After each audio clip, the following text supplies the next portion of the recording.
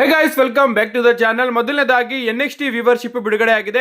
ಈ ವಾರದ NXT ಸಿಕ್ಕಾಪಟ್ಟೆ ಇಂಪಾರ್ಟೆಂಟ್ NXT ಆಗಿತ್ತು ಅಂತಾನೆ ಹೇಳ್ಬೋದು.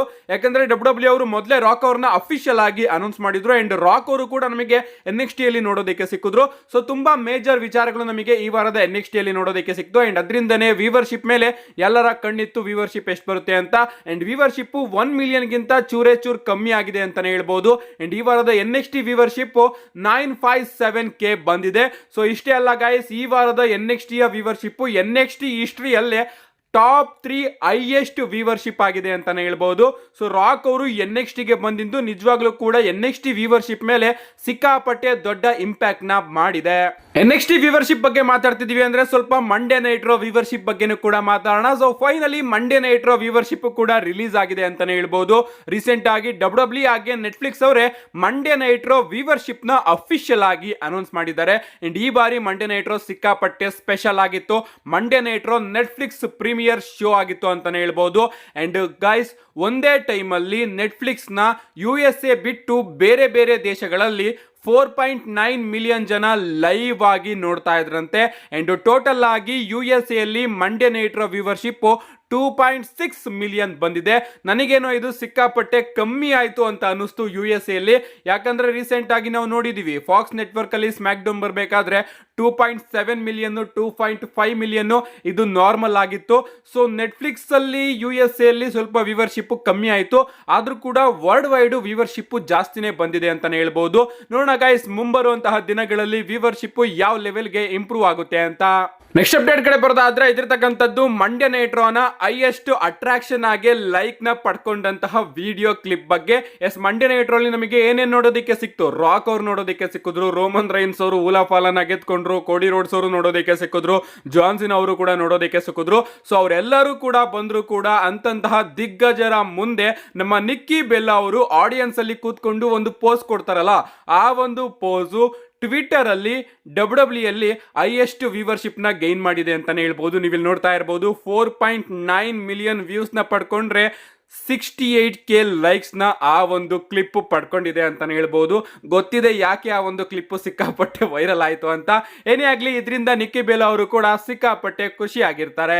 ನೆಕ್ಸ್ಟ್ ಅಪ್ಡೇಟ್ ಕಡೆ ಬರೋದಾದ್ರೆ ಇದಿರ್ತಕ್ಕಂಥದ್ದು ನಮ್ಮ ಸೆತ್ ಫ್ರೀಕಿನ್ ರಾಲಿನ್ಸ್ ಅವರ ಬಗ್ಗೆ. ರೀಸೆಂಟ್ ಆಗಿ ನಮ್ಮ ಸೆತ್ ಫ್ರೀಕಿನ್ ರಾಲಿನ್ಸ್ ಅವರು ಕ್ರಿಸ್ ವ್ಯಾನ್ ವೆಲಿಟ್ ಅವರ ಒಂದು ಪಾಡ್ಕಾಸ್ಟ್ ಅಲ್ಲಿ ನೋಡೋದಕ್ಕೆ ಸಿಗ್ತಾರೆ. ಅಂಡ್ ಇಲ್ಲಿ ಇವರು ಸಿಕ್ಕಾಪಟ್ಟೆ ದೊಡ್ಡ ದೊಡ್ಡ ಇಂಪಾರ್ಟೆಂಟ್ ವಿಚಾರಗಳ ಬಗ್ಗೆ ಮಾತಾಡಿದ್ದಾರೆ ಅಂತಾನೆ ಹೇಳ್ಬಹುದು. ಯಾವ ರೀತಿ CM ಪಂಕ್ ಅವರು WWE ಕಂಪನಿನ ಬಿಟ್ಟು ಹೋದ್ರು ಅದ್ರ ಬಗ್ಗೆನೂ ಕೂಡ ಮಾತಾಡಿದ್ದಾರೆ. ಅದನ್ನೆಲ್ಲದನ್ನು ಕೂಡ ನಾನು ನೆಕ್ಸ್ಟ್ ವಿಡಿಯೋದಲ್ಲಿ ತಿಳಿಸ್ಕೊಡ್ತೀನಿ. ಸದ್ಯಕ್ಕೆ ನಮ್ಮ CM ಪಂಕ್ ಅವರು WWE ಕಂಪನಿನ ಬಿಟ್ಟೋಗಿದ್ರಲ್ಲ, ಆ ಒಂದು ಟೈಮ್ ಅಲ್ಲಿ ತುಂಬಾ ವರ್ಷ ನಮ್ಮ ಸೆತ್ ಫ್ರೀಕಿನ್ ರಾಲಿನ್ಸ್ ಅವರು ಆಗಾಗ CM ಪಂಕ್ ಅವ್ರನ್ನ ಕೇಳ್ತಾ ಇದ್ರಂತೆ, ತುಂಬಾ ಬಾರಿ ಕೇಳಿದರಂತೆ, ನೀನು ಮತ್ತೊಮ್ಮೆ WWE ಕಂಪನಿಗೆ ಬರೋದಕ್ಕೆ ಇಂಟ್ರೆಸ್ಟೆಡ್ ಆಗಿದೆಯಾ ಅಂತ ತುಂಬಾ ಬಾರಿ ನಮ್ಮ ಸೆತ್ ಫ್ರೀಕಿನ್ ರಾಲಿನ್ಸ್ ಅವರು CM ಪಂಕ್ ಅವ್ರನ್ನ ಕೇಳಿದ್ರಂತೆ. ಬಟ್ ನಮ್ಮ CM ಪಂಕ್ ಅವರು ನೋ ಅಂತಾನೆ ಇದ್ರಂತೆ. ಅಂಡ್ ಅದಾದ್ಮೇಲೆ ಫೈನಲಿ ರಿಟರ್ನ್ ಆದಾಗ ನಮ್ಮ ಸೆತ್ ರಾಲಿನ್ಸ್ ಅವರ ಕೋಪ CM ಪಂಕ್ ಅವರ ಮೇಲೆ ಎದ್ದು ಕಾಣ್ತಾ ಇತ್ತು ಅಂತಾನೆ ಹೇಳ್ಬಹುದು. ಸೊ ಈ ಒಂದು ಸ್ಟೋರಿನ ನಮ್ಮ ಸೆತ್ ರಾಲಿನ್ಸ್ ಅವರು ರಿವೀಲ್ ಮಾಡಿದ್ದಾರೆ.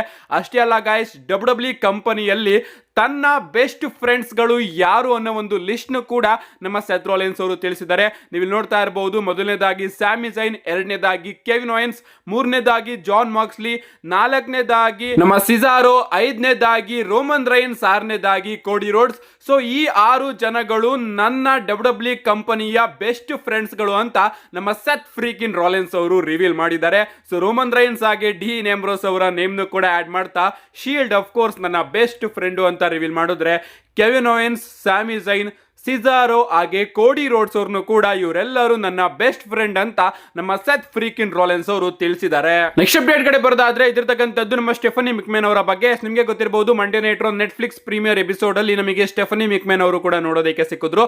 ಅಫ್ ಕೋರ್ಸ್ ಗೈಸ್, ಅವರಂತೂ ಸಿಕ್ಕಾಪಟ್ಟೆ ಪ್ರೌಡ್ ಫೀಲ್ ಆಗಿದ್ದಾರೆ ಅಂತಾನೆ ಹೇಳ್ಬಹುದು.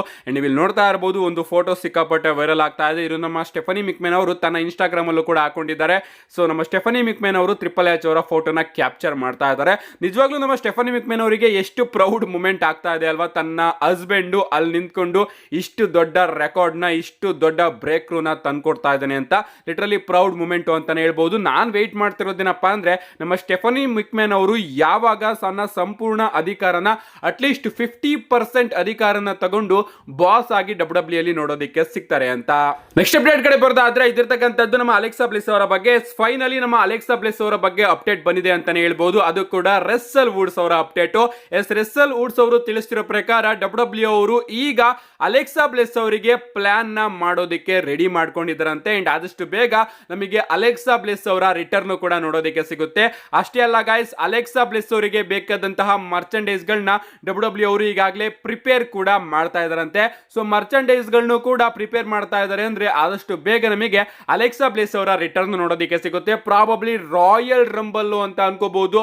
ರಾಯಲ್ ರಂಬಲ್ ಅಲ್ಲಿ ನಮಗೆ ಸರ್ಪ್ರೈಸ್ ಎಂಟ್ರಿ ಆಗಿ ಅಲೆಕ್ಸಾ ಬ್ಲಿಸ್ ಅವರು ನೋಡೋದಕ್ಕೆ ಸಿಗಬಹುದು.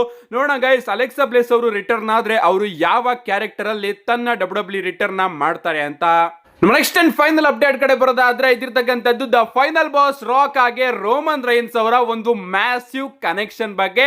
ಪ್ರಾಬಬ್ಲಿ ಇವರಿಬ್ಬರ ಫೇಸ್ ಆಫ್ ನಮಗೆ ಜನವರಿ 27ನೇ ತಾರೀಕಿನ ಮಂಡೇ ನೈಟ್ ರಾಲಿ ನೋಡೋದಿಕ್ಕೆ ಸಿಗ್ಬಹುದು.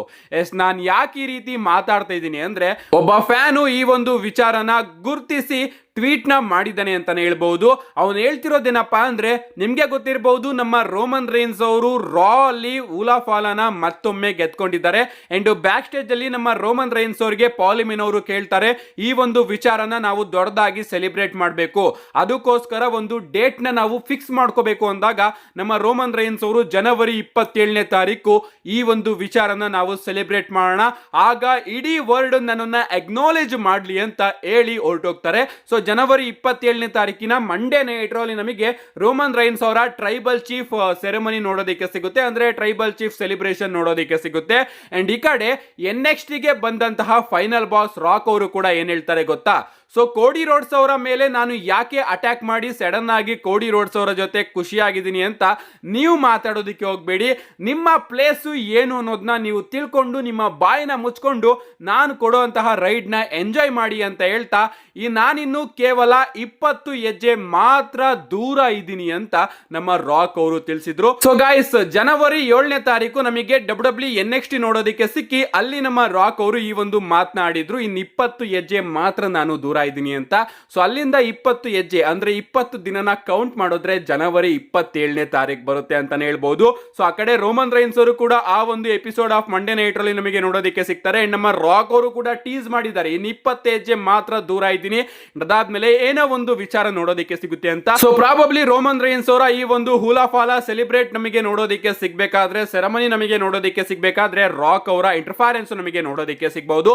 ಅಂಡ್ ಅಲ್ಲಿಂದ ಪ್ರಾಬಬ್ಲಿ ಡಬ್ಲ್ಯೂ ಅವರು ಇವರ ಮ್ಯಾಚ್ ನ ಪ್ಲಾನ್ ಮಾಡಬಹುದು ಅನ್ಕೋತೀನಿ. ಇದು ನನ್ನ ಸ್ಪೆಕ್ಯುಲೇಷನ್ ಅಷ್ಟೇ. ನೋಡೋಣ ಗಾಯ್ಸ್ ಏನೇನಾಗುತ್ತೆ ಅಂತ. ಲಿಟ್ರಲಿ ಆ ಒಂದು ಎಪಿಸೋಡ್ ಆಫ್ ಮಂಡೇ ನೈಟ್ ರೋಗೆ ನಾನಂತೂ ಸಿಕ್ಕಾಪಟ್ಟೆ ಕಾಯ್ತಾ ಇದ್ದೀನಿ. ಅಂಡ್ ಇಷ್ಟು ಇವತ್ತಿನ ವಿಡಿಯೋ. ಸಿಗ್ತೀನಿ ಸಂಜೆ ವಿಡಿಯೋದಲ್ಲಿ. ನಾಳೆ ಸ್ಮ್ಯಾಕ್ ಡೌನ್ ನಲ್ಲಿ ಏನೇನಾಗುತ್ತೆ ಅಂತ ತಿಳಿಸ್ಕೊಡ್ತೀನಿ. See you guys in my next video.